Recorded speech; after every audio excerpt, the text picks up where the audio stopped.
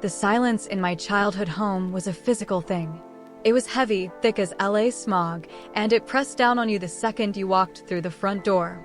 It had been 3 months since Mom's funeral, and the house in Pasadena felt less like a home and more like a museum dedicated to a life that had been snuffed out way too soon. Cancer, man. It's a real son of a bitch. It doesn't care if you're the best person on the planet, the kind of mom who never missed a single soccer game and could make you feel like everything was gonna be okay with just one look. I was just trying to get through the summer. My 18th birthday had come and gone in a blur of casseroles and awkward condolences from relatives I barely knew. I was supposed to be psyched, an adult, free, getting ready for college at USC in the fall. But instead, I felt untethered, like a balloon someone had let go of, just floating away into nothing. Steve, my stepdad, was still around, but it was like we were two ghosts haunting the same space. He wasn't a bad guy. Not even close. He'd been with my mom since I was about 4, and he'd always been there. He paid the bills, came to my school plays, taught me how to parallel park in his precious BMW. But it was a cordial relationship, you know?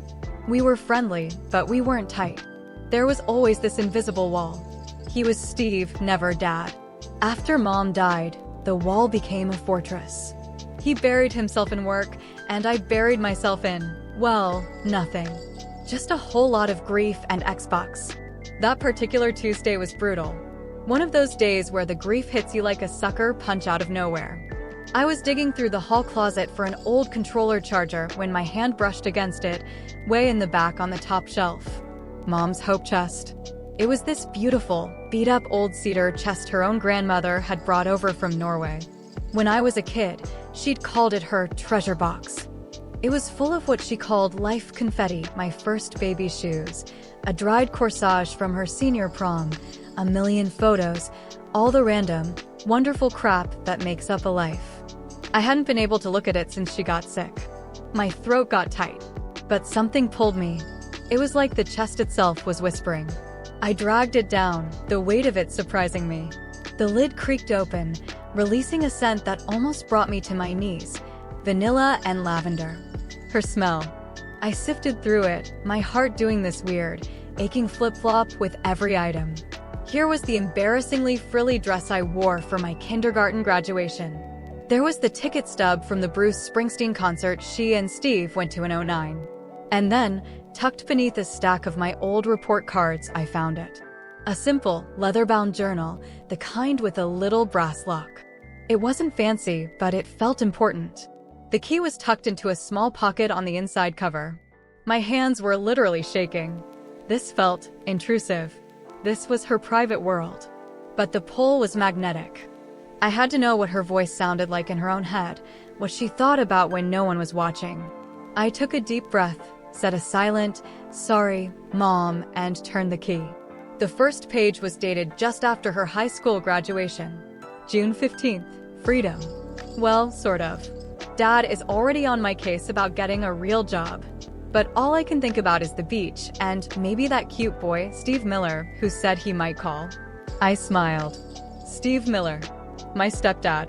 So, this was the very beginning of their story. I knew they'd dated young, broken up, and found their way back to each other years later. I settled in on the floor of my room, my back against the bed, and just read. It was like listening to her talk. The entries were a whirlwind of late 90s teen angst and drama. She was obsessed with Friends, thought Leonardo DiCaprio was the ultimate heartthrob after Titanic, and spent way too much money on CDs from Sam Goody. She wrote about her fights with her parents, her dreams of being a graphic designer, and her epic, on-again, off-again thing with Steve. And man, was she crazy about him. August 3rd, Steve took me to the pier today. We rode the Ferris wheel, and he held my hand at the very top. I think I might love him. Is that insane? We're so young. But when he looks at me, I feel like I'm the only girl in the world. September 20th, huge fight with Steve. He's so stubborn. He thinks just because he got the job at his uncle's dealership, he has his whole life figured out. I want to see things, you know? I want to travel. He says I'm being unrealistic. Maybe we're just too different. The entries chronicled their messy, passionate, young love. They broke up, got back together, broke up again. It was exhausting just reading about it.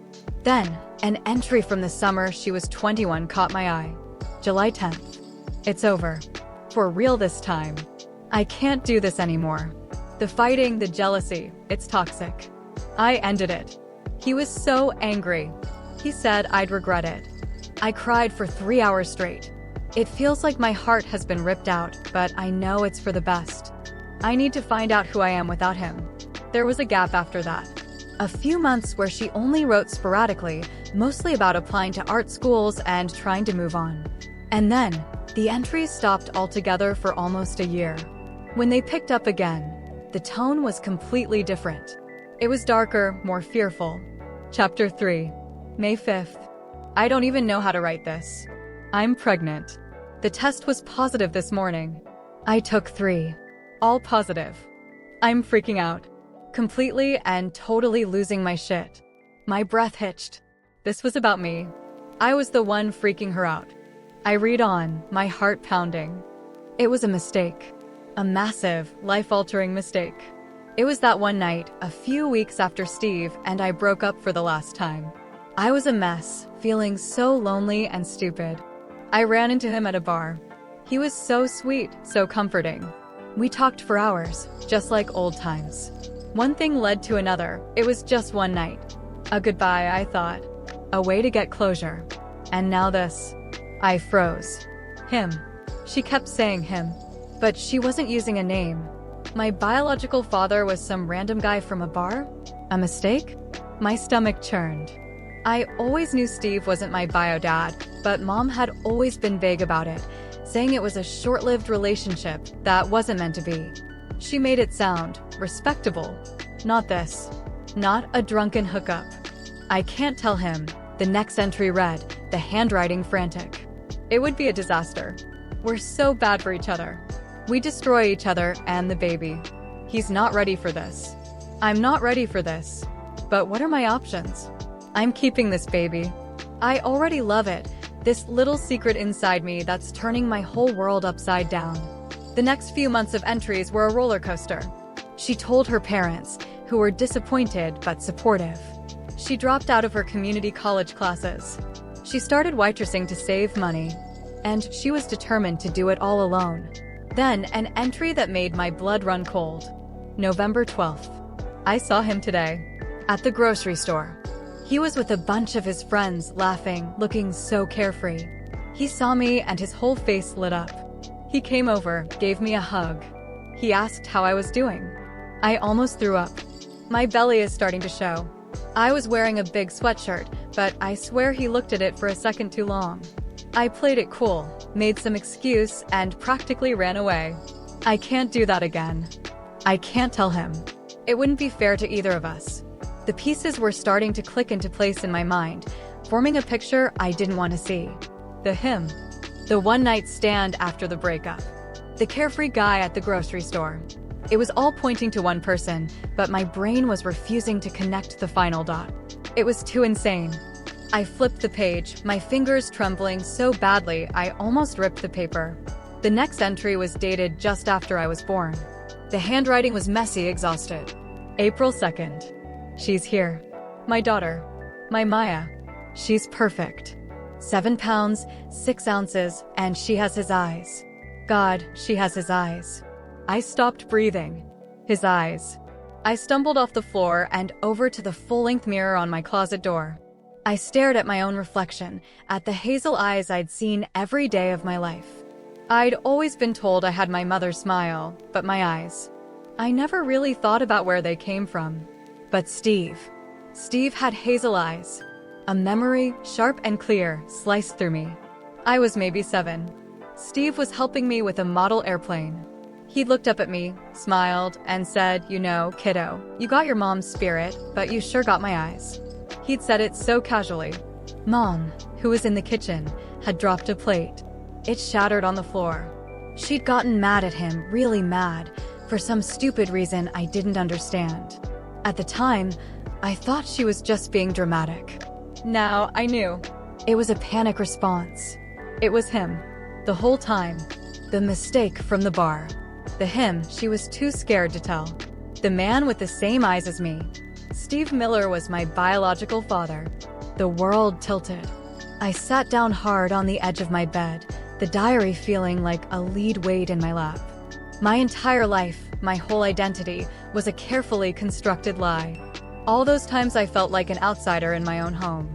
The slight distance I always felt from Steve, which I'd attributed to him just being a stepdad. The way my mom would sometimes get the sad, faraway look when Steve and I were watching a game together.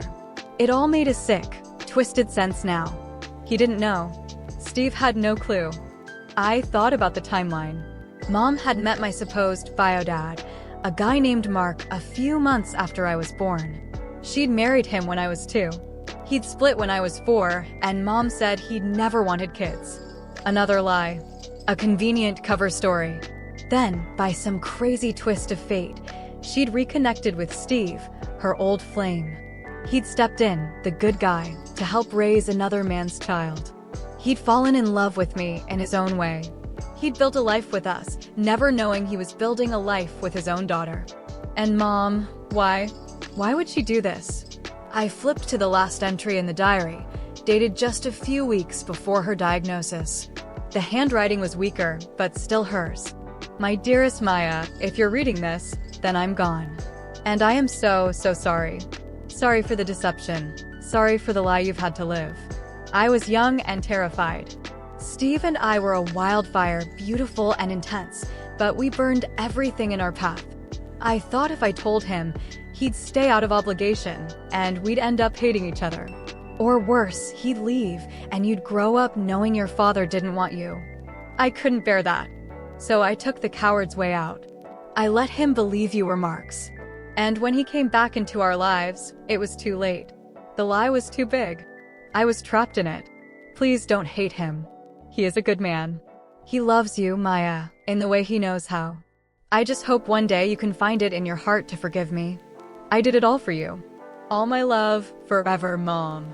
Tears were streaming down my face now, hot and fast. All the anger I felt toward her melted away, replaced by a crushing wave of pity and understanding. She'd been a scared kid who made a choice, and then she was a woman trapped by that choice. She'd lived with this secret every single day, watching the two of us orbit each other, knowing the truth that would shatter our little world. So, what now? What the hell was I supposed to do with this nuke that had just been dropped on my life? I could bury it. I could lock the diary away and never speak of it. We could continue our awkward, grief-stricken coexistence until I went to college and faded out of Steve's life. It would be the easy way, the safe way. But I looked at my reflection again, at his eyes. I thought about all the birthday parties, the science projects, the times he'd patched up my skin knees. He wasn't a perfect father, but he was there. And he had a right to know. I had a right to know what it felt like to have a real dad. A plan started to form in my mind. It was crazy. It was dramatic. It was probably a terrible idea.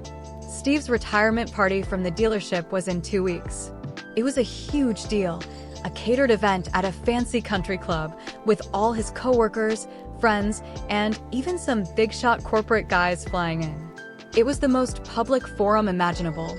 I was going to go, and I was going to tell him, not with a scream or a scene, but with the truth. I'd write him a letter, just like Mom wrote to me. I'd lay it all out, and I'd give it to him there in front of everyone. It was time for the lie to end. The next 2 weeks were the longest of my life. I moved through the house like a zombie, playing my part. I'd ask Steve how work was going, and he'd grunt something about finalizing the numbers and handing over the keys. We were masters of small talk, 2 actors in a play that was about to have its final, explosive performance. I started drafting the letter. I must have written 50 versions. The angry one, the pleading one, the clinical, just the facts one. None of them felt right. Finally, one night at 2 a.m., I just started typing from the heart. Steve, it began. I couldn't call him Dad. Not yet. I found Mom's diary. I know you're probably going to be mad that I invaded her privacy, and I get that. I'm sorry. But what I found in there, it changes everything. For both of us. I went on to explain it all. I quoted her entries from the bar, from the grocery store, from after I was born. I told him about her fear, her reasoning, her massive, life-altering lie. I told him about the last entry, her apology to me. She was so scared of losing you that she never really let herself have you. And she never let you have me. Not the real me. Your daughter. I wrote that word. Daughter. I stared at it on the screen for a full 10 minutes. I'm not doing this to hurt you or to cause a scene. I'm doing it because I can't live in this lie anymore. I've spent my whole life feeling like a guest in my own home, and now I know why. You're my father. Biologically, legally, I think, and in every way that matters except the one we both knew about. I'm telling you this at your party because after today, there are no more secrets. Whatever happens next, it starts with the truth. Love, Maya. I printed it out, sealed it in a plain white envelope, and hid it in the same hope chest where I'd found the diary. Now, all I had to do was wait. The day of the party, I was a nervous wreck. My stomach was in knots. I put on the dress I'd bought for the occasion, a simple, classy black one that made me look older than 18. I looked at myself in the mirror. His eyes, I whispered to my reflection. Steve was already at the country club, doing pre-party stuff. I got an Uber, my clutch purse feeling like it contained a live grenade instead of a letter. The venue was insane. It was all dark wood, sparkling chandeliers, and a wall of windows overlooking a pristine golf course. There were at least 200 people there, men in suits, women in cocktail dresses, the air buzzing with laughter and the clinking of glasses. A jazz trio played in the corner. It was Steve's perfect world, successful, polished, and completely under control. I saw him immediately. He was holding court near the bar, wearing a new suit, laughing with a group of guys from the dealership. He looked happy, relaxed. For a split second, my resolve wavered. Was I about to nuke this man's perfect night? Was I about to become the dramatic, troubled stepdaughter who ruined everything? Then I remembered the diary. I remembered the lie. I squared my shoulders and walked into the crowd. For the first hour, I just floated. I made small talk with people I barely knew. Yes, USC in the fall. Yes, it's a great party. Yes, Steve deserves it. All the while, my eyes were locked on him. I was waiting for the right moment. The mic drop moment. It came after the dinner. The big boss, a guy named Robert with a terrifyingly white smile, took the podium. All right, everyone, settle down. We're here tonight to celebrate a legend, a man who has been with Miller Auto for 25 years. A man who started in the Lube Bay and is retiring as our top regional manager. Steve Miller. The room erupted in applause. Steve, looking a little embarrassed but proud, made his way to the stage. He gave a speech. It was full of the usual stuff, thanking his team, telling a few corny jokes, talking about his plans for retirement, which apparently involved a lot of golf and finally reading War and Peace. People were eating it up. Then he looked out at the crowd, his gaze softening. And finally, he said, his voice catching just a little, I want to thank my family. My late wife, Sarah. A sad, respectful murmur went through the crowd. She was my rock. And my daughter, Maya. My heart stopped. He'd never called me that in public before. It was always my stepdaughter, Maya. He was looking right at me. She's heading off to college soon, he continued, a genuine smile on his face. And I am so incredibly proud of the young woman she's become. The applause was deafening. People were looking at me, smiling. This was it. This was the moment. My throat was so dry I could barely swallow. My legs felt like jello. But I had to do it. As the applause died down and Steve started to step away from the podium, I began to walk forward. I moved through the tables, my eyes fixed on the stage. I could feel hundreds of eyes on me, confused whispers starting to ripple through the room. What's she doing? Is this part of the speech? Steve saw me coming. His smile faltered, replaced by a look of polite confusion. Maya? Honey, what's up? I reached the stage. The lights were blinding. I could see the event photographer lowering his camera, unsure of what was happening. I climbed the 3 small steps and stood next to him at the podium. I was trembling, but my voice, when it came out, was clear and steady. I have something I need to say, I said, my voice echoing slightly in the microphone. I looked at Steve, whose confusion was now edged with concern. I found something of Mom's. And it's important. I held up the white envelope. The room was dead silent. You could have heard a pin drop. "This is for you, Steve," I said, handing it to him. "It explains everything." He took it, his brow furrowed. He looked from the envelope to me, then back to the envelope. The entire country club was holding its breath. He slowly, carefully, tore it open and pulled out the letter. He started to read. I watched his face. I saw the initial confusion as he read the first line. Then his eyes widened. His jaw went slack. He physically staggered back a step, as if he'd been shoved. The color drained from his face, leaving him a ghostly pale. He brought a hand up to his mouth, his eyes scanning the page faster and faster, devouring the words.